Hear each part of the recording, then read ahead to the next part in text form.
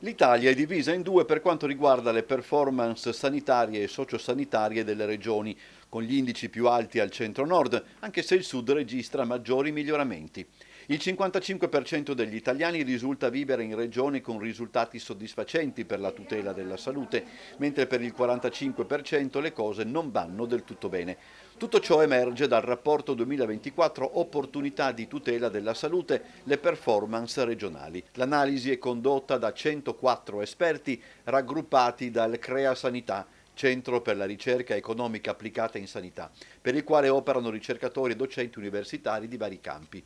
Veneto, Piemonte, Bolzano e Toscana, oltre 13 milioni di abitanti complessivi, sono promosse con livelli di tutela della salute migliori delle altre e con un indice di performance che supera il 50% del livello massimo, rispettivamente 60, 55, 54 e 53%. Promosse anche Friuli Venezia Giulia, Trento, Emilia Romagna, Liguria, Valle d'Aosta, Marche e Lombardia, popolazione totale 19 milioni e 300 mila abitanti, ma con la sufficienza.